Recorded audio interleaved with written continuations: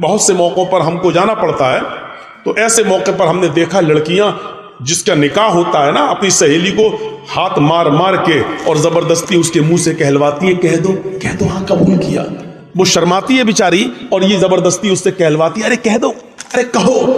اور یہ جو دونوں گئے ہیں نا، یہ وکیل اور گواہ، جب تک سن نہیں لیتے ہیں لڑکی کے منہ سے کہ ہاں میں نے قبول کیا، تب تک یہ واپس نہیں آتے. یہ بھی جہالت کی سب سے بڑی دلیل ہے. آپ کو زبردستی نہیں کہلوانا ہے، صرف ایک بار پوچھنا ہے نکاح فلاں کے ساتھ کیا جا رہا ہے، اتنے روپے مہر کی عوض، کیا آپ پسند کرتے ہیں اس لڑکے کو؟ کیا آپ چاہتی ہیں اس لڑکے سے شادی کرنا؟ کیا نکاح قبول ہے؟ بولتی ہے تو ٹھیک، نہیں بولتی ہے خاموش رہتی ہے تو خاموش رہنا ہی اس کی اجازت ہے. زبردستی نہ تو سہیلیوں کو بلوانا چاہیے، زبردستی نہ وہاں بیٹھی ہوئی بڈھی لوگ جو حجن کہلاتی ہے نا، دو چار ایک آدھ حج کرے آئی تو سمجھتی بہت بڑی ملانی بنی پھر رہی ہے، وہ کہلواتی کہہ دو بیٹا کہہ دو.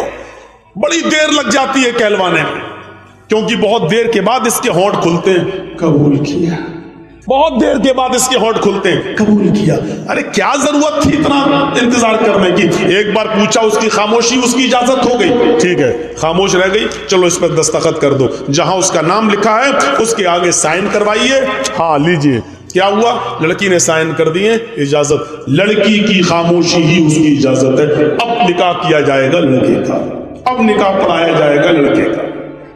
3 بار کہہ دیتے ہیں تاکہ لوگ غور سے سن لیں، ورنہ لڑکے کا ایک بار کہہ دینا ہی کہ میں نے قبول کیا کافی ہے، کافی ہے. تو میرے بھائیوں، یہ اسلام نے عزت دی ہے لڑکی کو، یہ اسلام نے عزت دی ہے عورت کو، یہ اسلام نے اتھارٹی دی اور پاور دیا ہے عورت کو، جو پہلے نہیں تھا. بیچاری جھنڈیاں لگاتی تھی، جتنے لوگ جانا چاہیں جائیں، اور جب بچہ پیدا ہو جاتا تھا تب بلاتی تھی سب کو. اب قیافہ شناس اس بچے کو دیکھتا تھا کہ کس سے مل رہا ہے، اس کی گود میں ڈالتا تھا اور اس کا ہاتھ اس کے ہاتھ میں پکڑا دیتا تھا، جاؤ اب تم اس کی بیوی ہو، یہ تمہارا شوہر ہے، پتی ہے، اور یہ تمہارا بیٹا ہے، جاؤ. میرے بھائیوں غور کیجیے کیا رسم و رواج تھے عرب کی سرزمین پر. شراب، اس سے پہلے جو ہمارا یہاں تقریر ہوئی تھی بشکم نگر میں، تو پوری تقریر ہمیں یاد ہے شاید شراب ہی کی ٹاپک پر ہوئی تھی. شراب کے موضوع پر میں نے بولا تھا، آج ہم صرف ٹچ کریں گے شراب کا. اتنا رواج تھا عرب کے اندر شراب پینے کا، آپ لوگوں سے تو کیا بتایا جائے. شراب کا حال یہ تھا کہ ان کے گھر میں جب کوئی بچہ پیدا ہوتا تھا عرب کے اندر، تو اس بچے کو بھی سب سے پہلے شہد یا کوئی میٹھی چیز اس کے حلق پر نہیں چپکائی جاتی تھی، بلکہ پڑھیے زاد المعاد علامہ ابن قیم کی، جب گھر میں بچہ پیدا ہوتا تھا تو سب سے پہلے عرب کے لوگ شراب کے 4 5 10 قطرے بوندے ڈراپس اس بچے کے حلق میں ڈال دیتے. یہ اس بات کی علامت ہوتی تھی کہ بیٹا تیرے باپ دادا شرابی رہے، تجھے بھی شراب میں آگے بڑھنا ہے اور شراب کا رسیا اور دل دادا ہونا ہے. شروع سے ہی اس کے رگوں میں جو دوڑایا جاتا تھا وہ شراب ہوتی تھی. آپ کا علاقہ بھی اس سے بچا نہیں ہے. شراب نوشی کتنی ہے، اور اب تو شراب تو چھوڑیے مولانا صاحب، آپ شراب کی بات کر رہے ہیں. سنا ہے اب تو چرس چل رہا ہے، اس میں ایک ہیروئن براؤن سگر.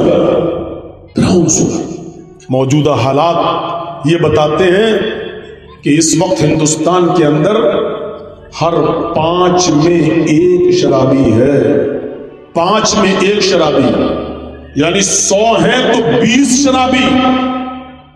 اگر انڈیا کی تعداد 100 ہے تو 20 شرابی، اور آپ تعجب کریں گے ان 20 میں 10 مسلمان، اور 10 میں پوری ہندو بھی، سکھ بھی، جینی بھی، عیسائی بھی، یہودی بھی، بدھسٹ بھی، جینی بھی. یہ 10 میں 20 میں آپ سوچیے 100 میں 20 شرابی ہیں اور 20 میں 10 ٹوٹل مسلمان. کہاں جا رہا ہمارا معاشرہ؟ کہاں جا رہا ہے ہمارا سماج؟ کہاں جا رہی ہے ہماری سوسائٹی؟ جوئے کا عالم کیا تھا عرب کی سرزمین پر؟ پڑھیں گے آپ زاد المعاد ابن قیم کی. جوا اتنا کھیلتے تھے، اتنا کھیلتے تھے، اتنا کھیلتے تھے کہ جب رقم ہار جاتے تھے تو مکان جوئے میں لگا دیا کرتے تھے، اور جب جوئے میں مکان بھی ہار جاتے تھے پھر بھی ان کا دل نہیں بھرتا تھا، تب جوئے میں اپنی جوان بیوی اپنی جوئے میں لگا دیا کرتے تھے کہ لو ہم نے اپنی بیوی جوئے میں لگا دی. کیا ہوا؟ یہ صحیح نہیں ہے، سب پہلے کیا کرو بھائی. آگے لاؤ، یہ ہاتھ پیر چلائیں گے تو مائک ادھر جائے گا.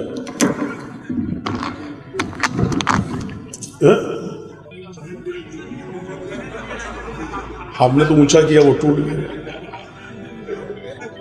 پہلے کسی چپکایا ہوا لایا ہوگا، اتنا کمزور تھوڑی مائک ہوتا ہے. 20 سال سے ہم تقریر کر رہے ہیں، کبھی نہیں ٹوٹا مائک. چلیے ہوتا ہے. تو بیوی جوئے میں لگا دیا کرتے تھے. پشٹم نگر والوں اپنے معاشرے کا جائزہ لیجئے گا. میں مانتا ہوں کہ اس حد تک نہ صحیح، لیکن IPL میں جوا اور سٹہ آپ بھی لگاتے ہو. اللہ کرے کہ یہ بات غلط ہو جو ہم نے سنی ہے. سٹے بازاری کا سب سے بڑا گڑھ ہے کلیا چک. اب ہماری CID نے تو ہمیں یہی رپورٹ دی ہے، لیکن ہم پھر بھی دعا کرتے ہیں کہ اللہ کرے کہ یہ بات غلط ہو، لیکن اگر صحیح ہے تو ڈرو. پتہ نہیں اللہ رب العالمین کا عذاب کیوں نہیں آ رہا ہمارے اوپر. وجہ کیا ہے؟ کیا سبب ہے کہ اتنا مکاری اور عیاری کرنے کے بعد بھی ہم سرکشت ہیں؟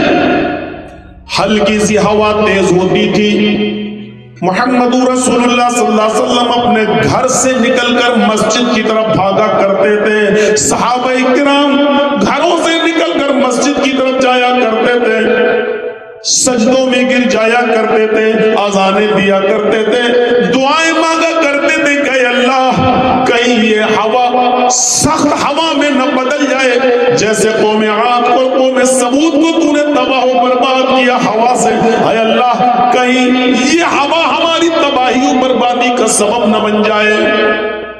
ہلکا سا آسمان لال ہوا کرتا تھا، نبی اکرم صلی اللہ علیہ وسلم سجدے میں گر جایا کرتے تھے، مسجد کی طرف آپ اور آپ کے صحابہ بھاگا کرتے تھے، دعا کرتے تھے اے اللہ کہیں آسمان ہمارے اوپر آگ کی بارش نہ کر دے، آگ کے انگارے آسمان سے نہ برسنے لگے. ہمارا حال کیا ہے؟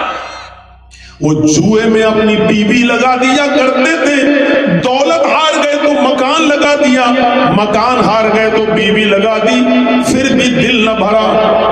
16 17 18 سال کی بیٹی گھر میں اکیلی ہے، ماں جوئے میں ہار چکا ہے، بیوی جوئے میں ہار چکا ہے، پھر بھی دل نہ بھرا تو اپنی جوان بیٹی بھی جوئے میں لگا دیا کرتے تھے.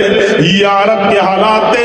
ان حالات میں جناب محمد رسول اللہ صلی اللہ علیہ وسلم تشریف لاتے ہیں. ذرا غور کرو میرے پیارے ساتھیوں، ذرا سوچو میرے پیارے بھائیوں، یہ سسٹم آج ہمارے سماج کے اندر بھی موجود ہے. ہم بھی جوئے میں اتنا لگا دیتے ہیں اور اتنا قرضدار ہو جاتے ہیں. سننے میں آیا ہے کہ بیٹے کا ہارا ہوا جوا ماں اپنے زیور بیچ کر یا ماں اپنی زمین و جائیداد بیچ کر کسی طرح ادا کر رہی ہے، کیونکہ اس کے جوان بیٹے نے IPL میں سٹا لگا کر جوا کھیل کر اتنا اپنے آپ کو برباد کر لیا ہے کہ اس کا خمیازہ اس کی بوڑھی ماں کو بھگتنا پڑ رہا ہے.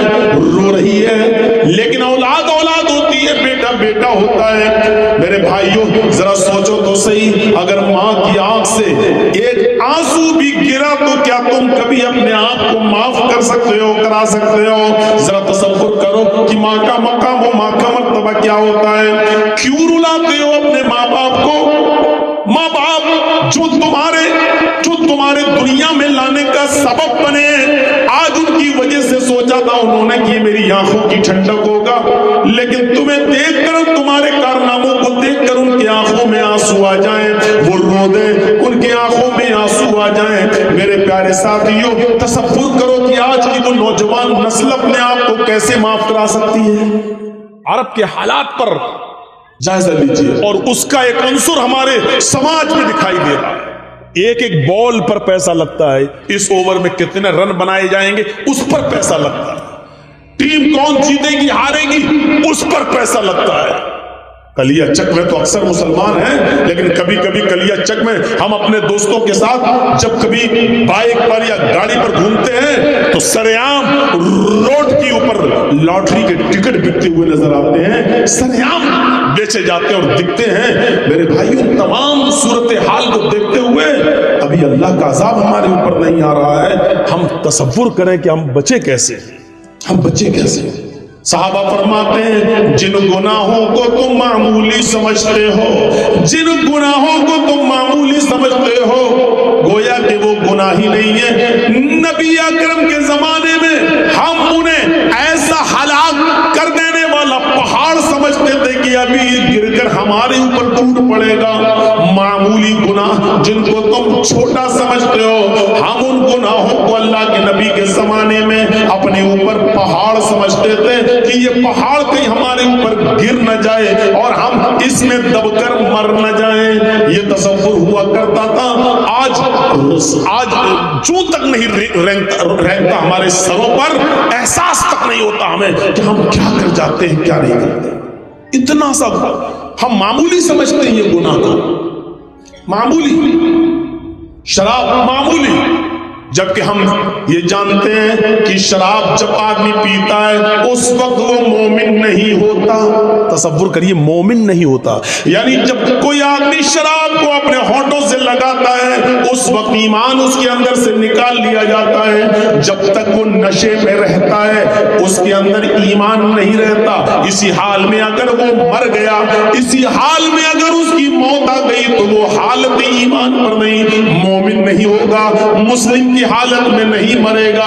तसव्वुर कीजिए ये क्या चीज है, हम इसको बहुत मामूली समझते हैं। अब आप अंदाजा लगाइए, जिसने हराम का एक लुकमा खाया, अल्लाह के नबी फरमाते हैं जिसने हराम का एक लुकमा खाया, हराम का एक लुकमा 40 दिन तक उसकी नमाज कबूल नहीं होती है, 40 दिन तक।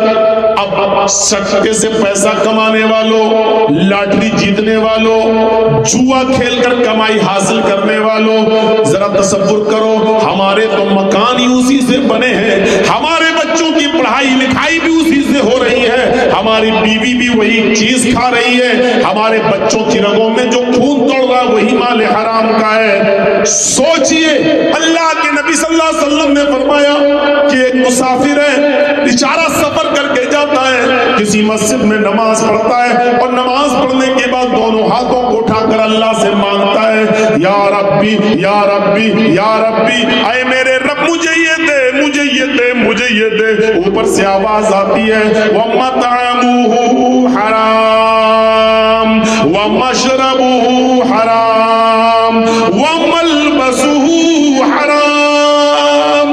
ऐ मेरे बंदे, तू मुझसे बहुत सी चीजें मांग रहा है, वमतअमुहु हराम, बहुत सी चीजों की डिमांड कर रहा है, बहुत सी चीजें मांग रहा है, मतअमुहु हराम, हालांकि तू जो खाकर आया है वो खाना हराम का है, जो खाकर आया है वो खाना हराम का है, वमशरबुहु हराम, जो पीकर आया है वो हराम का है, वमलबसु हराम, तेरे जिस्म पर जो कमीज है, जो कुर्ता है, जो पैजामा है, जो लुंगी है, जो पहना हुआ है वो भी माले हराम का है। मेरे बंदे, वगुज़िया बिल हराम, तेरे जिस्म में जो खून दौड़ रहा है, जो ब्लड सर्कुलेशन कर रहा है, दौड़ रहा है, वो खून भी हराम का है। फअन्ना युस्तजाबु लिज़ालिक, मेरे बंदे मैं तेरी दुआ को सुनूं तो कैसे सुनूं, कहां से सुनूं? इन्नल्लाह तय्यब व यक़बलु तय्यब, अल्लाह पाक है और पाकी पसंद करता है। तू खाकर आया है वो नापाक, पहन कर आया है वो नापाक, जो पीकर आया वो नापाक, बदन में खून दौड़ रहा है वो भी नापाक। हम तेरी दुआ सुने तो कहां से सुने, हम तेरी दुआ कबूल करें तो कहां से करें? अल्लाह उसकी दुआ को रिजेक्ट कर देता है, अल्लाह उसकी दुआ को फिर सुनता नहीं है।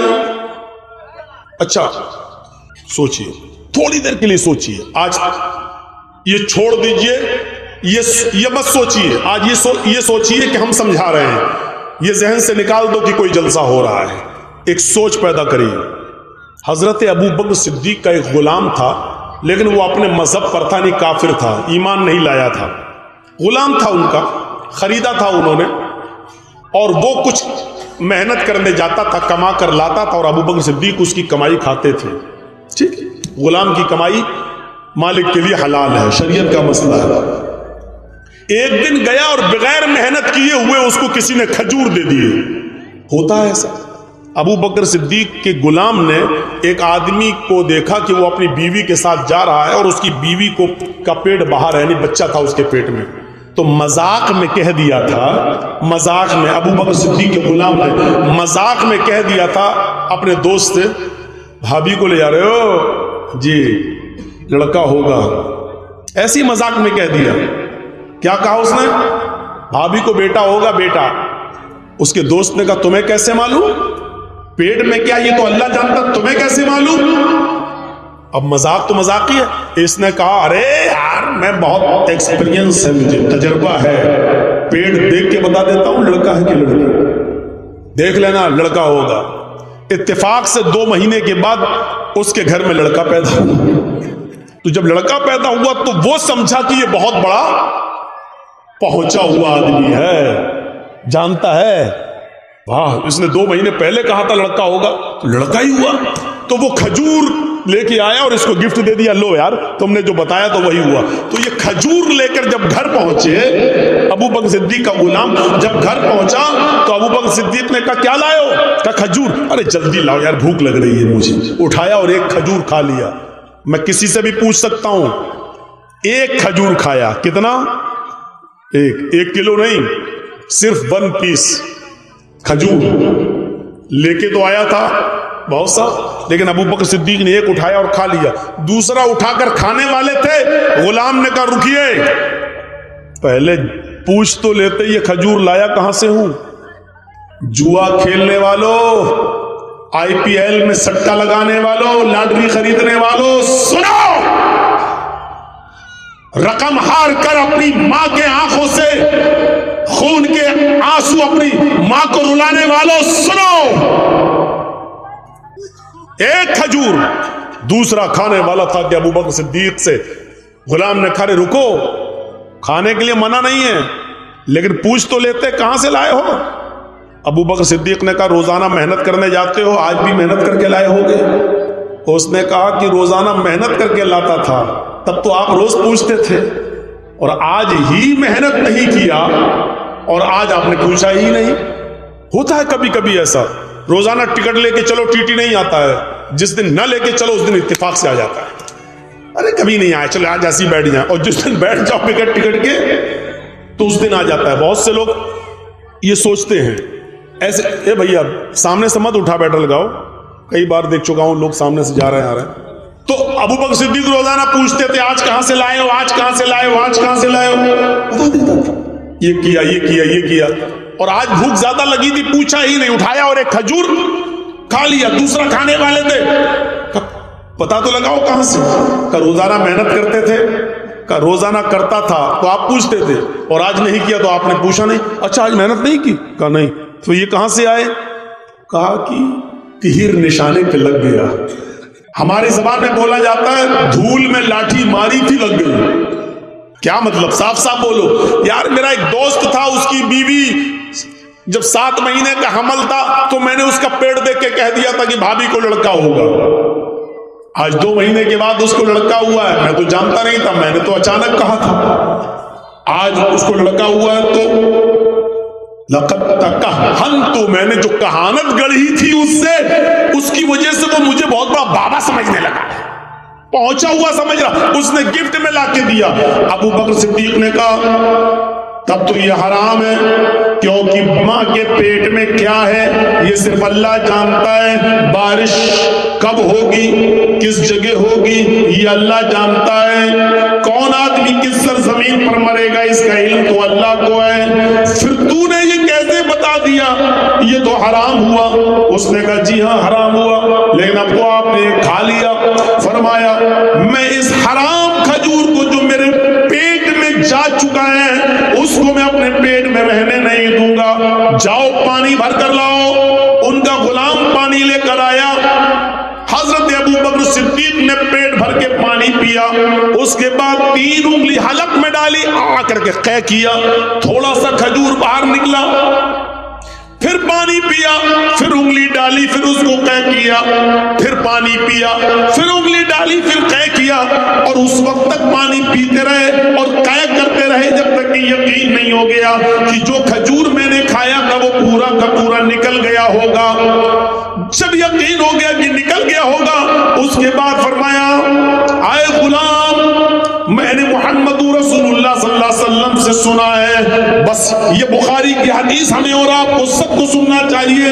حضرت ابو بکر صدیق کہتے ہیں کہ میں نے اللہ کے نبی صلی اللہ علیہ وسلم کو یہ فرماتے ہوئے سنا ہے، جو حرام کا ایک لقمہ کھاتا ہے، جو حرام کا ایک لقمہ کھاتا ہے، اللہ رب العالمین اس کے دل پر ایک سیاہ نقطہ بٹھا دیتا ہے۔ ایسے کبھی آپ نے بلیک پین سے لکھا ہوگا، بلیک پین سے تو لکھا نہیں، کاپی پہ ایسے رکھیں گے آپ، کاپی پر نوٹ بک پر ایسے رکھیں گے اور ہٹائیں گے تو آپ دیکھیں گے کہ بلیک نقطہ وہاں پڑ گیا ہے، تو اللہ تعالیٰ اس کے دل پر بلیک نقطہ بٹھا دیتا ہے کالا۔ اگر یہ توبہ کر لیتا ہے تو اللہ اس بلیک نقطے کو، اس کالے نقطے کو مٹا دیتا ہے، اور اگر توبہ نہیں کرتا، ایک بار کھایا، کھا لیا اور پھر توبہ نہیں کیا اور جانتا ہے کہ میں نے حرام کھایا لیکن توبہ نہیں کیا، تو وہ نقطہ بڑھتے بڑھتے پھیلتے پھیلتے پھیلتے پھیلتے پھیلتے پھیلتے پورے دل کو کالا کر دیتا ہے، پورے دل کو سیاہ کر دیتا ہے، پورے ہارٹ کو بلیک کر دیتا ہے۔ اور جب انسان کا پورا دل بلیک ہو جائے، پورا ہارٹ بلیک ہو جائے، پورا دل کالا ہو جائے، تو پھر یہ سوچنا اور یہ سمجھنا اس کے ختم ہو جاتا ہے، یہ عقل اس کے اندر سے نکل جاتی ہے، پھر وہ نہیں سوچتا کہ یہ دولت ہمارے پاس کہاں سے آ رہی ہے، یہ حلال کی ہے یا حرام کی ہے، آنے دو، جہاں سے بھی آ رہی ہے آنے دو۔ پھر اس کے اللہ رب العالمین اس کے دماغ سے سوچنے اور سمجھنے کی صلاحیت کو ختم کر دیتا ہے، پھر وہ حلال و حرام کی پرواہ نہیں کرتا ہے، ایک نقطہ پورے دل کو کالا کر دیتا ہے۔ میرے بھائیوں، ابو بکر صدیق نے صرف ایک کھجور کھایا تھا، وہ بھی دھوکے سے، اس کو بھی نکال دیا۔ ابو بکر صدیق کی اس زندگی سے ہم اپنے گریبانوں میں جھانک کر دیکھیں، ہم اپنے معاشرے کا، اپنے سماج کا اور اپنی سوسائٹی کا ذرا جائزہ لیں کہ ہم کیا کر رہے ہیں، ہم کیا کر رہے ہیں، ہم کیا کھا رہے ہیں، اپنے بچوں کو کیا کھلا رہے ہیں۔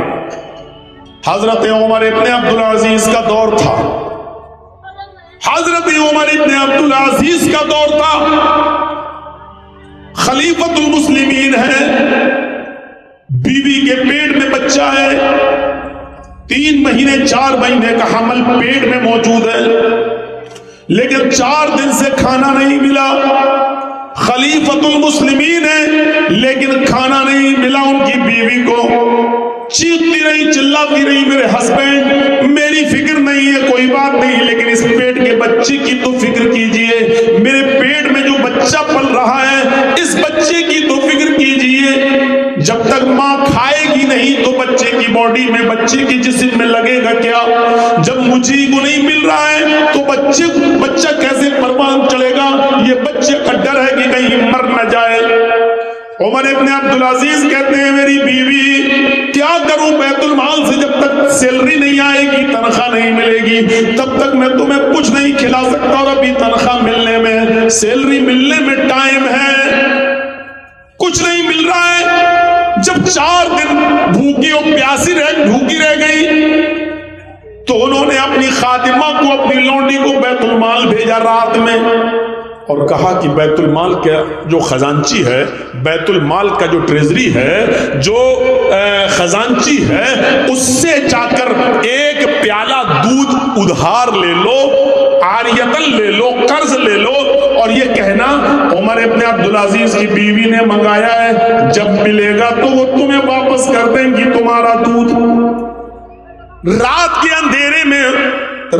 اندھیرے میں عمر ابن عبدالعزیز کی لونڈی، ان کی خادمہ دودھ لینے جاتی ہے، بیت المال کی کیشیئر نے یہ سوچ کر کہ عمر ابن عبدالعزیز کی بیوی حاملہ ہے، ان کے پیٹ میں بچہ ہے، بچہ کہیں مر نہ جائے، اس لیے ایک پیالہ دودھ दिया। एक प्याला दूध रात के अंधेरे में जब लेकर आ रही हैं और घर के दरवाजे के अंदर जब घुसती हैं तो उमर इब्न अब्दुल अजीज अपने घर में बने हुए कुएं के पास बैठकर वुजू बना रहे थे तहज्जुद की नमाज पढ़ने के लिए। उमर इब्न अब्दुल अजीज ने घर के दरवाजे से किसी को आते हुए देखा, पूछा कौन? खादिमा ने जवाब दिया, आपकी खादिमा, आपकी सर्वेंट। ओ, क्या छिपाई हुई हो? ओढ़नी के पीछे क्या है? पहले तो उन्होंने आनाकानी की। जब सख्ती की उमर इब्न अब्दुल अजीज ने तो उसने कहा ये एक प्याला दूध है, कहां से लाई हो? कहा बैतुल माल से लाई हूं। किसके लिए लाई हो? कहा आपकी बीवी के लिए लाई हूं, 4 दिन से उसने कुछ नहीं खाया है, पेट में हमल है। डर है कि कहीं ऐसा ना हो कि अगर कुछ ना मिले तो पेट में बच्चा मर न जाए कहीं। इस वाक़े को सुनने के बाद ईमानदारी के साथ बताइएगा, लॉटरी का टिकट खरीदने से पहले इस वाक़े को जहन में रख लीजिएगा, IPL में सट्टा लगाने से पहले इस वाक़े को जहन में रख लीजिएगा, माल हराम खाने से पहले इस वाक़े को जरा जहन में रख लीजिएगा। 4 दिन से खाना नहीं मिला, 4 महीने का हमल है पेट में, बीवी भूखी है और अपने लिए नहीं मांग रही है, उस बच्चे के लिए मांग रही है जो पेट में पल रहा है, जो आगे चलकर उमर इब्न अब्दुल अजीज के लिए बुढ़ापे में सहारा बनेगा। लेकिन अपनी खादिमा से वो दूध भी छीन लेते हैं। उनकी बीवी कहती है, शौहर मेरे सरताज, मैं अपने लिए नहीं इस बच्चे के लिए मांग रही हूं जो आपकी अमानत है, मेरे पेट में पल रहा है। देखिए अगर 1-2 दिन और कुछ न मिला तो ये बच्चा भूखा मर जाएगा। उमर इब्न अब्दुल अजीज ने कहा, मेरी बीवी तुम्हें अच्छी तरीके से मालूम है कि बैतुल माल में खाने पीने की जो चीजें रखी हुई हैं वो